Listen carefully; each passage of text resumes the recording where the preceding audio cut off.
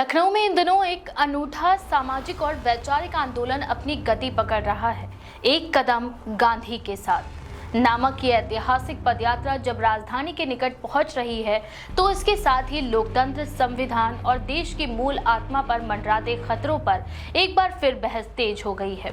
गुरुवार को लखनऊ में सर्व सेवा संघ के सहयोगी संगठन भारत जन ज्ञान विज्ञान समिति और साझी दुनिया साझी विरासत ने एक संयुक्त प्रेस वार्ता आयोजित की है, जिसमें वक्ताओं ने चिंता व्यक्त की कि महात्मा गांधी की शारीरिक हत्या के बाद अब उनकी वैचारिक हत्या की संगठित कोशिशें जारी हैं। उन्होंने कहा कि ये दौर लोकतंत्र, समाजवाद और संविधान की बुनियाद के लिए सबसे चुनौतीपूर्ण है। प्रेस वार्ता में बोलते हुए पूर्व कुलपति और प्रसिद्ध सामाजिक कार्यकर्ता प्रोफेसर रूपरेखा वर्मा, समाजसेवी हरीश चंद्र और पूर्व आईएएस अधिकारी आलोक सिंह ने संयुक्त रूप से कहा कि आजादी के बाद पहली बार लोकतंत्र और संविधान पर इतना बड़ा खतरा मंडरा रहा है। उन्होंने कहा कि स्वतंत्रता संग्राम सेनानियों, शहीदों और संविधान निर्माताओं ने भारत को एक धर्मनिरपेक्ष, लोकतांत्रिक और समाजवादी गणराज्य के रूप में देखा था।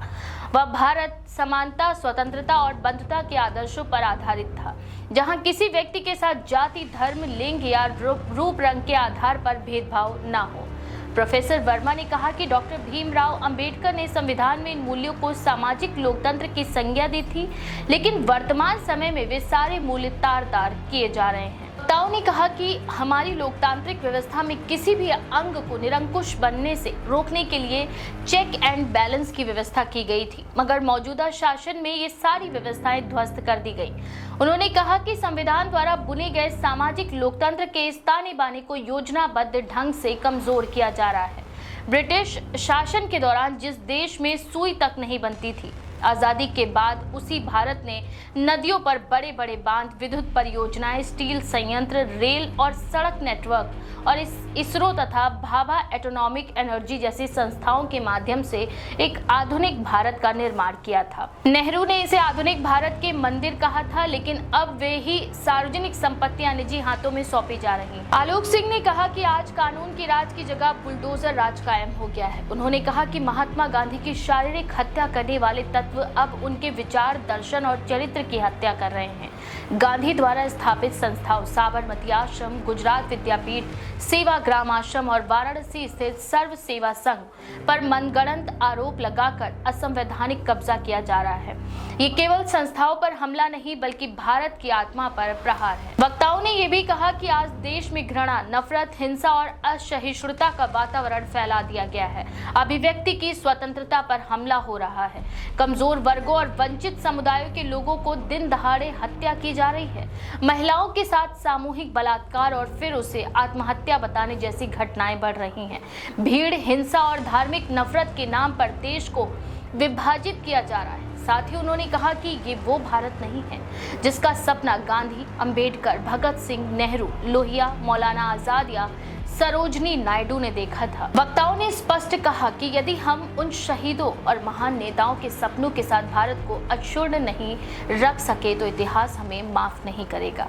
इसीलिए हम हर नागरिक का ये दायित्व है कि वह लोकतंत्र, समाजवाद और संविधान की रक्षा के लिए अपनी आखिरी सांस तक संघर्ष करे। इसी वैचारिक और सामाजिक उद्देश्य को लेकर एक कदम गांधी के साथ पदयात्रा की शुरुआत 2 अक्टूबर 2025 को वाराणसी के राजघाट से की गई थी। ये 1000 किलोमीटर लंबी पदयात्रा है, जिसमें 110 पड़ाव होंगे और यात्रा 56 दिन तक चलेगी। ये यात्रा 18 जिलों और 3 राज्यों से होकर गुजरेगी। सैकड़ों स्कूलों, कॉलेजों, गांवों, कस्बों और शहरों से गुजरते हुए ये यात्रा गांधी, अंबेडकर और अन्य स्वतंत्रता सेनानियों के आदर्शों को जन जन तक पहुंचाने का प्रयास कर रही है। पदयात्रा का समापन 26 नवंबर 2025 को गांधी समाधि पर सर्वधर्म प्रार्थना के साथ होगा और उसके बाद दिल्ली के जंतर मंतर पर एक सभा आयोजित की जाएगी।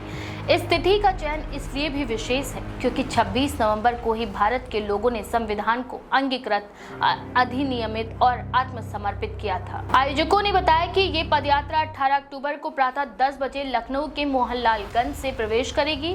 राजधानी में प्रवेश के साथ ही ये विभिन्न सांस्कृतिक और जन जागरण कार्यक्रमों की शुरुआत होगी।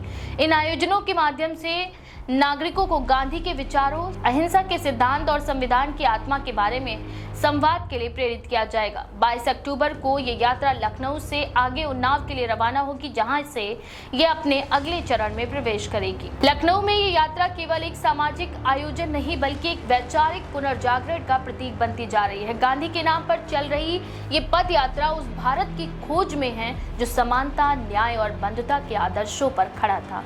ये यात्रा एक प्रतीक है उन आवाजों की जो अब भी ये विश्वास रखती हैं कि संविधान की आत्मा को बचाने का संघर्ष केवल सत्ता का नहीं बल्कि समाज की चेतना का प्रश्न भी है। इस बारे में आपका क्या विचार है? अपनी राय कमेंट सेक्शन में जरूर लिखें। ऐसी और भी खबरों के लिए देखते रहें द पेज 19।